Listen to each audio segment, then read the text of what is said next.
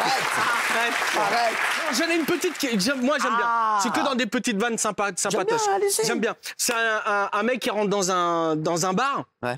Et il demande, et donc le serveur l'accueille et il lui dit bonjour monsieur, qu'est-ce que je peux faire pour vous? Je vais vous prendre une 16. Ok, bah on part sur une 16 64.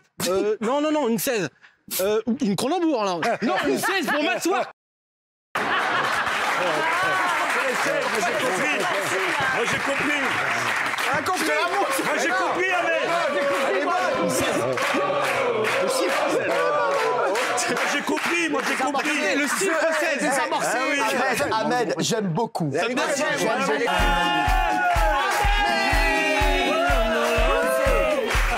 C'est un groupe d'amis, tu vois, un groupe d'amis belges, et ils se connaissent depuis très longtemps, genre ils sont nés ensemble, tu vois, genre, à la naissance, quoi. Ça va, toi, moi, ça va, enfin bref, ils se connaissent depuis hyper longtemps. Ils sont nés ensemble. Et tous, dans le groupe, ils se sont mariés, il en manquait un, et il vient juste de se marier, c'est Patrick.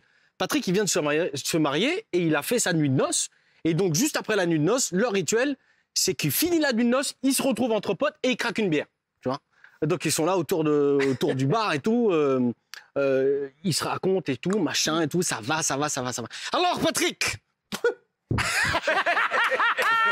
Ça démarre bien. Alors ça, c'est l'accent belge. C'est parti. Ouais. Si je m'arrête entre-temps, c'est que j'ai mal à la gorge. Alors Patrick, raconte-nous cette nuit de noces là, t'as du bien kiffé, dit. Comment ça s'est passé, dit. Raconte-nous, on a hâte, raconte-nous. Tu vois, ils sont comme ça les potes. Et là il y a Patrick. Patrick dit arrête dit. Moi j'ai pas te raconté ma nuit de noces, vous avez raconté, mais moi je trouve ça trop intime. J'ai pas envie de raconter ma nuit de noces. Allez, arrête de faire ta mijaurée. On a tous ici raconté notre nuit de noces. Je sais pas pourquoi toi tu raconterais pas ta nuit de noces. Patrick, tu racontes ta nuit de noces. Je vais vous raconter ma nuit de noces. Alors c'est très simple, on est arrivé dans la chambre là, tu vois. On est arrivé dans la chambre, il y avait des pétales de rose partout. On s'est allongé tranquille, comme ça, un peu de champagne. Je lui ai versé du champagne sur le corps. Elle était toute excitée, là. Elle me regarde, elle me dit, fais-moi l'amour, fais-moi l'amour. Elle est excitée, mais comme une folle. C'est bien simple. Si j'avais voulu, je me la faisais. Franchement, très bonne. Ahmed, bravo. Ahmed Sia, bravo.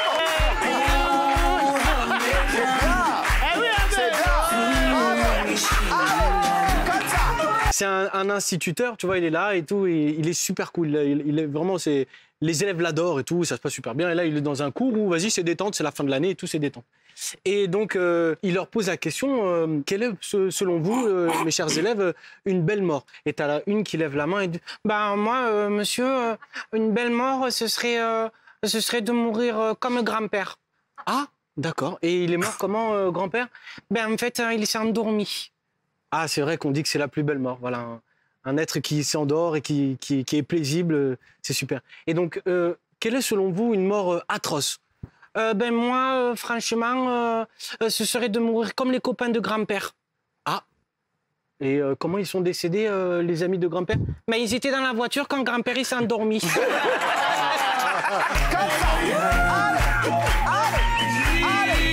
Et c'est Laurence Parablonde, elle est mignonne. Donc c'est deux copines, tu vois, dont une blonde, elle déjeune avec sa pote et tout, et elle fait putain, je suis dégoûté, mais c'est vraiment, je suis deg là, je suis au bout de ma life, tu vois, j'ai ma voiture, tu sais, celle que j'ai héritée de ma grand-mère, et j'arrive pas à la vendre, tu vois, je l'ai mise partout, genre sur Vinted, le Bon Coin, partout, j'arrive pas à la vendre, mais partout, genre Insta, Facebook, Twitter, Snap, je l'ai mise partout, elle part pas, elle a 250 000 km, elle part pas, ça me rend fou. Et la voiture, elle est éclatée contre un mur, effectivement. Et tu vois, elle est toute rouillée, toute dégueulasse, des trous partout. Elle est invendable, tu vois. Elle dit, sérieux et tout. Bah, écoute, moi, j'ai une dernière solution. Après, c'est pas hyper légal, tu vois. Tu vas voir mon pote Tony. Il va te trafiquer un petit peu le compteur. Dans les 2 jours, tu l'avances, c'est sûr. Ma belle, je te jure, dans les 2 jours, tu l'avances, c'est sûr. Belle. Tu vois. Et donc, elle fait, sérieux? Mais je te dis, vas-y, va le voir. C'est Tony. Tu veux notre trafic le compteur? Dans les 2 jours, tu l'avances, c'est sûr. Et donc, elle va voir Tony, et il lui trafique le compteur, tout bien, il lui fait un peu de peinture, parce que Tony, il est cool, tu vois, il lui fait un peu de peinture, et puis elle ressemble un petit peu à quelque chose. 2 jours après, elle retrouve sa copine, alors t'as vendu ta voiture, mais t'es malade ou quoi, elle a 50 000 bornes, impossible, je la vends.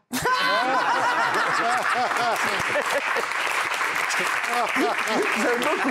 Ahmed Sia que j'aime, mon chéri. Allez, et le mec qui rentre dans le bar. Et la dernière, donc c'est un mec qui rentre dans un bar, et donc le barman lui demande... bonjour monsieur, qu'est-ce que je peux vous servir? Et donc, je vais me mettre 3 cafés, d'accord? Tu vas me mettre 3 cafés, un pour moi, Un pour toi et un pour ta femme, la nympho. Le mec, il a pas sûr de... Pardon? Je vais mettre 3 cafés. Un pour moi, un pour toi et un pour ta femme, la nympho. Attends, parce que cet accent, on s'en remet pas. J'adore. Le mec qui rentre dans le bar est exceptionnel. Il rentre, il est un peu vénère. Je l'adore. Donc, et un pour ta femme, la nympho. Le mec, il arrive, le barman, il lui défonce sa gueule. Il est comme un saut, il est tout chétif, il a une voix. Il lui défonce la gueule. Pam, pam, pam, pam, pam, pam, pam, pam. Le mec, il part. Il revient le lendemain matin. Qu'est-ce que je peux vous mettre? Qu'est-ce que je peux vous servir? Alors, tu vas me mettre 3 cafés, d'accord? Tu vas mettre un café pour moi, un pour toi et un pour ta femme, la nympho. Ma gueule, lui, ou quoi, lui? Bah, il le défonce dans tout, il le jette en l'air. Il est en miettes, le mec. Il est en miettes. Il revient le lendemain encore. Le mec, il regarde comme ça, tu vois, le barman, il regarde comme ça, il dit, se fout de ma gueule. Ok, le mec, il est comme ça, il dit, qu'est-ce que vous voulez, monsieur? Tu vas me mettre 2 cafés. Un pour moi et un pour ta femme, la nympho. Toi, le café, ça te rend un peu nerveux.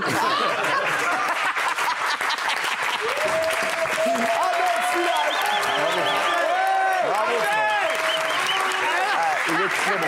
Et l'interprétation d'Ahmed à chaque fois. Bravo, Ahmed. Tu sais qu'on t'aime, mon Ahmed. Bah, moi, je suis content d'être là. On t'aime. Et je dois dire, Ahmed, il est... Alors c'est un mec qui est Ils sont très chauds ce soir, tous là. Ils envoient. c'est un mec qui est dans un bar, donc il commence à boire des coups avec le barman et tout. Il est complètement bourré, le mec et tout. Il lui dit, je te parie... Le mec qui est au bar, le bourré, il lui dit, je te parie 20 € que là, je suis capable de mordre mon œil droit. Le barman, il dit, bon, je vais lui prendre 20 € facilement. Il dit, bah vas-y, il sort 20 €, il met sur la table, il dit, vas-y, tu vas faire comment, vas-y. Le mec, il enlève son œil comme ça et il mord son œil. Parce qu'en fait, c'était un œil en verre. Et il remet son œil comme ça. Le barman, il dit, ah putain, il s'est fait prendre 20 €, il dit, ah merde et tout. Le mec, il regarde comme ça, il dit, je te parie 20 € que je suis capable de mordre mon œil gauche. Oh là là. Et il dit, attends, c'est pas possible. Il est pas aveugle, le mec. S'il a 2 œils, il est aveugle. Il dit, c'est pas possible. Il dit, vas-y, je vais récupérer mes 20 €. Allez, 20 €. Le mec, il enlève son dentier et il mord son œil gauche. Ah, il dit, oh putain, il m'a eu là, il perd 40 €, il commence à être pas bien, le barman et tout. Le mec, il voit qu'il est pas bien, il dit, bon, je te parie 40 € que je me mets à 3 mètres, tu prends un verre, un shooter comme ça, et je pisse dans le shooter sans mettre une goutte à côté. Ouais, les mecs, ils disent, c'est impossible, c'est bon, là, je vais récupérer mes 40 balles. Il dit, OK, 40 balles, comme ça. Il prend un verre de shooter, le mec, il se met à 3 mètres comme ça, il commence à pisser. Il pisse partout dans le bar, partout. Il met pas une goutte dans le shooter, partout. Là, le barman, il rigole, il dit, il prend les 40 € comme ça et tout. Et il voit que le mec rigole en face. Il dit, mais pourquoi tu rigoles? Je viens de te prendre 40 € là. Il dit, parce que tu vois, le mec au fond du bar là-bas, là, j'ai parié 1000 € avec lui que si je pissais dans ton bar, t'allais rigoler.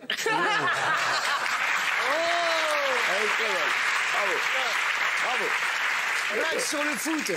Ces 2 mecs, ils ont grandi ensemble dans le même quartier, mais ils sont opposés depuis qu'ils sont petits. Il y en a un qui est pour le PSG, l'autre pour Marseille, l'autre pour le Barça, l'autre pour le Real. Ils sont toujours en opposition. Ils grandissent comme ça, ils sont très amis. Et il y en a un qui dit à l'autre, écoute, il dit, écoute, quand on va mourir au paradis, il y aura du football? Il dit, je sais pas, franchement, je sais pas. Il dit, viens, on fait un pacte. Celui qui meurt le premier, il vient dans le rêve de l'autre et il lui dit s'il y a du foot. Donc ça passe. Il y a un des 2 qui meurt. Gégé, il meurt et Bernard, il reste. Gégé, il meurt, bon. Et il vient dans le rêve de Bernard. Et Bernard lui dit, alors, il y a du foot. Il dit, mais bien sûr qu'il y a du foot. En plus, c'est le paradis. C'est illimité le temps. Et les stades, ils sont grands, remplis, c'est mortel. Il lui dit, par contre, tu joues la semaine prochaine. Ah ouais.